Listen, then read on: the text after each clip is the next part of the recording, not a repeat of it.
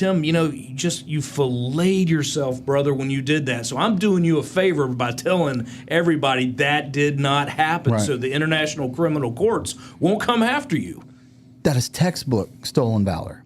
Alright, so it looks like Joe Rogan's buddy, Tim Kennedy, just landed himself in quite the predicament, because just a few days ago, his former captain from the Green Berets accused him of stolen valor during a 2.5-hour-long podcast he did with the guys from the Antiheroes podcast. But before we dive into that, if you aren't up to speed with this whole thing, or you're not even sure who Tim Kennedy really is, Tim Kennedy's basically this guy who's known as a vetfluencer, and he's in the same orbit as Jocko Willink and Sean Ryan. Tim also fought in the UFC for 15 years while being an active member of the military, which is how he became such good friends with Joe Rogan. And no one really had a problem with Tim, not until he published his New York Times best-selling book, Scars and Stripes, where he completely lied and made up his stories from his tour in Afghanistan. So this all kicked off last December when the guys from the Antiheroes podcast extensively covered all of Tim's most outrageous lies and made up stories, with one of them being about the very captain that appeared on their podcast a few days ago. So basically in the book, Tim claims to have disrespected the captain and called him a coward in front of the entire crew, which they read line for line in the first pod they did in December.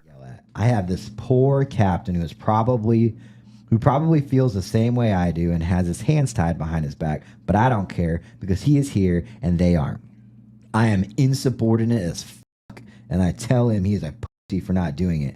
I add a bunch more colorful insults about his height, weight, hair color, and close it all out by basically telling him he is prioritizing officer bullshit over his men. So being that this story was absolutely made up, now the captain has come on to the Antiheroes podcast to really clear the air regarding what really went on that day. In the book, he kind of made me out to be a cherry captain, and later That's I told right. Tim, I was like, hey, dude, I had more time as an SFNCO at that time as I did as an SF officer. So, to think that Tim would have walked up there and said something like that to me, and I wouldn't have just ruined his career. You just can't let... I don't care if you're in a leadership position as an E5. Yeah. You can't let that happen, especially in the intensity of that situation. Yeah. I would have just him. Not literally, but I would have. He would have been on a Black Hawk. He would have been left at Anaconda. This is what would have happened. And the crazy thing is, the captain would have never come onto the podcast if Tim had come out publicly and explained what he stated in the book about the captain was a lie. But he failed to do that, which the captain explains here. I told Tim, I was like, look, man, you need to correct the record. You need to come just make a podcast or whatever and just simply state that you didn't say that about me. It's ridiculous. Right. No one believes it anyway. He apologized to me and my wife, and I'm like, God, man, that's really cool, right? So he goes, at the end of it, I'm going to do a podcast, and I'm going to first form or video a intro to it to make it absolutely clear I did not say that to you until he released the podcast without the intro filmed. And when I sat back and looked at the context of it, I was just like, oh my gosh, man. And I sent Tim a text. I was like, dude, why didn't you put that on there? When you sit down with Tim Kennedy, he's got a great personality, very likable individual. Yeah. Yeah. So are the best used car salesmen. Right. Right? Right? So now the captain's pissed and proceeds to break down the most egregious lies from the book with two other Green Berets that were there as witnesses, with one of the craziest ones being that Tim actually lied about committing a war crime in his book, specifically writing that he was ordered to eliminate anybody he saw lying on the ground with a weapon next to them.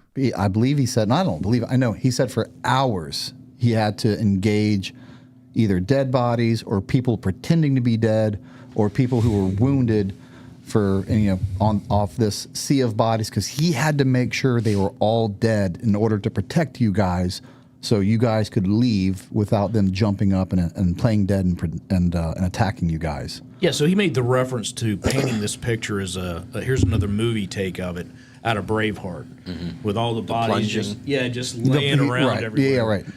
And this is something that, gosh, Tim, even if you did do that, man, why in the hell would you talk about it?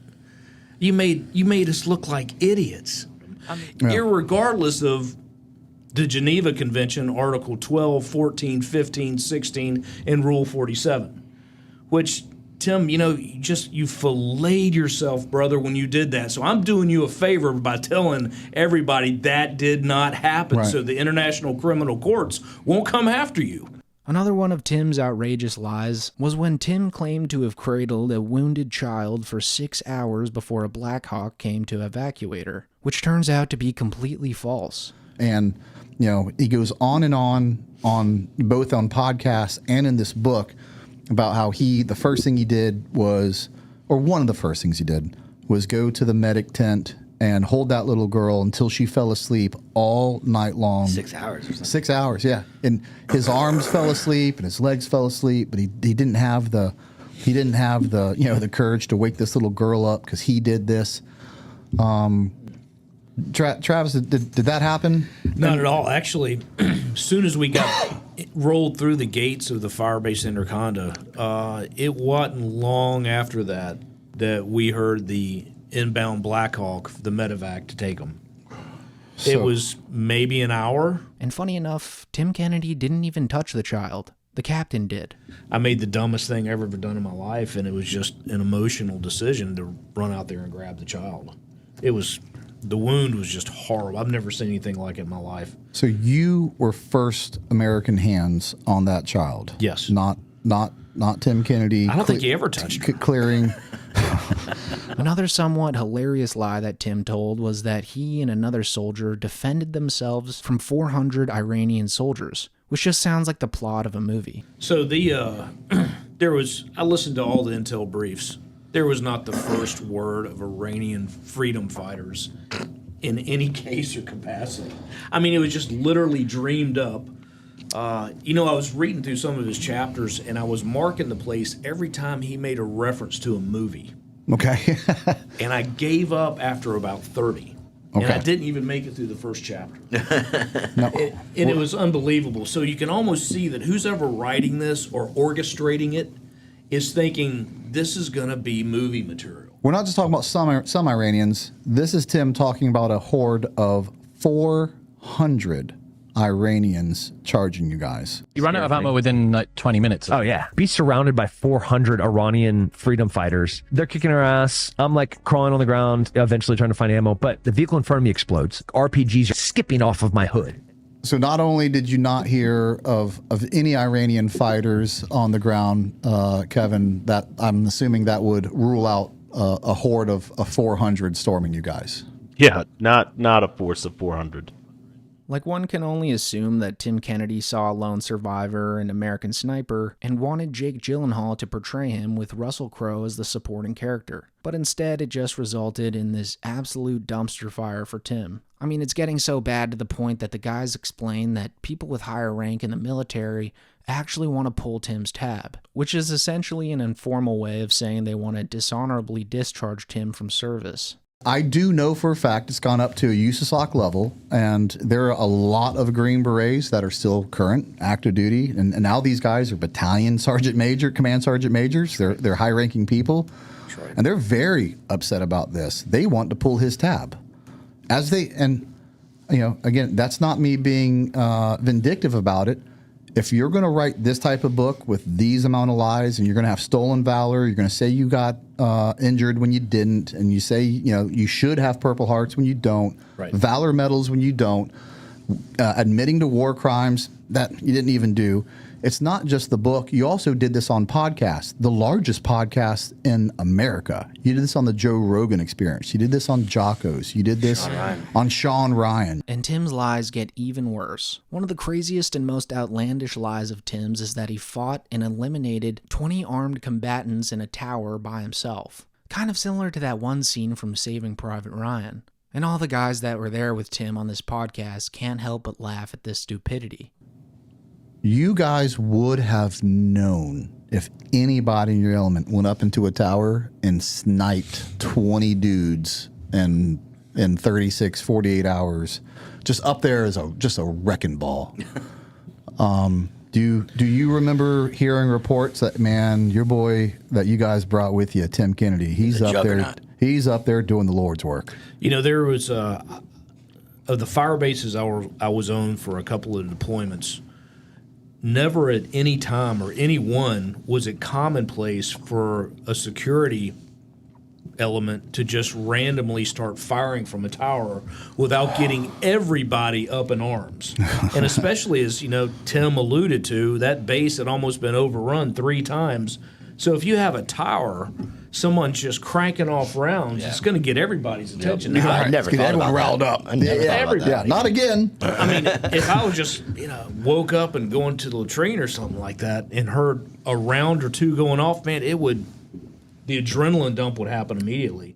So the guys from this podcast basically summed this up to stolen valor, since Tim claims to have been awarded valor after every one of his tours. Wow. And if you think for a second he goes up and single-handedly takes out 9 guys in a mud hut with grenades and then leaves them to rest.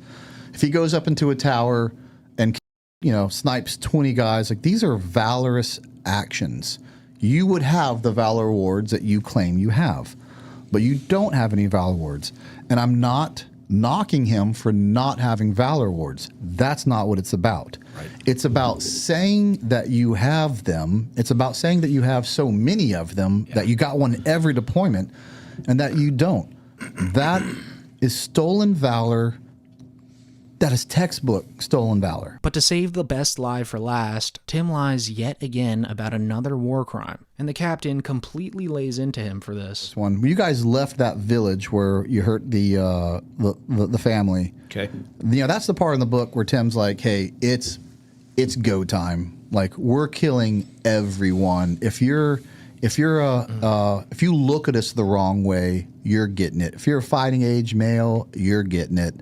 He just, goes on and on about, you guys basically are tired of playing defense and you're going to go into offense and just give it to them, which goes back to, well, that's a war crime. Like, and that's not what SF does. And that's really, and you've mentioned this before in the podcast. We mentioned it in our podcast too, because, that's not something you do in someone else's backyard as well, because they're the ones that are going to have to deal with the fallout of you shooting a bunch of unarmed men. Yeah, in that and village. there's a collateral effect to this too. And when SF is operating on battlefields, we're always in someone else's battle space, the big army. And when Right. they paint these pictures of us, these just tyrants Right. running around just slaying people, oh man, that presents such a huge complication for the command when you've got to work with these adjacent units to your left and your right in their battle space, just trying to operate within it. And some people online are speculating that Tim's in legal trouble with the stories about war crimes in his book, but the main consensus is that because they simply didn't happen, there's nothing to convict Tim for. He just looks like a liar and is now looked down upon by the entire military. And if you didn't know already, Tim responded to the Antiheroes podcast after they did their initial expose on him. And of course he chalks it up to them just doing it for money without addressing any of the serious lies that were written in this book. So a podcast dropped right before Thanksgiving, and they went through my book and a ton of podcasts that I've been on. They made accusations that I embellished things in the book to make myself look bigger than I am, and they accused me of stolen valor. They did this to keep veterans accountable, and to hold a standard. Right after that, they said that they dropped one of their ads for one of their 6 major sponsors, and as it played, wow, I'm sure it has nothing to do with why they're targeting me, but on my episode, their numbers were way up. Weird, probably a coincidence that their biggest episodes involved Marcus Luttrell, Rob O'Neill, Jocko Willink, and now me. It's shameful, and I think it's disgusting when somebody is pretending to be in a moral high ground, but they're attacking other veterans that is really just financially based. They're doing this to make money. Also, the saddest part about this is that Tim Kennedy's story was already extremely impressive as is. He's already had a phenomenal career in the UFC and the Green Berets. So his urge to lie in the book just seems psychotic, being that his resume already lands him in the 99.9th percentile of people on Earth. So yeah, guys, this is still all unfolding pretty quickly, but I think this story is pretty insane, given the status that Tim's garnered over the years. And kudos to the guys from the Antiheroes podcast for actually reaching out to the people in Tim's book and getting them on the podcast to debunk all of Tim's claims on camera. But anyways, that's it for the video, guys. Thanks for watching if you've made it this far, and let me know in the comments what you think of this whole thing. For the American public, this is not how a Green Beret team operates. We just don't go around throwing grenades in windows. We just, the embellishments are, I mean, that's a kind word for a lie, but it denigrates the sacrifice of everyone in those units that are kind of the quiet professionals. They're not looking for the limelight.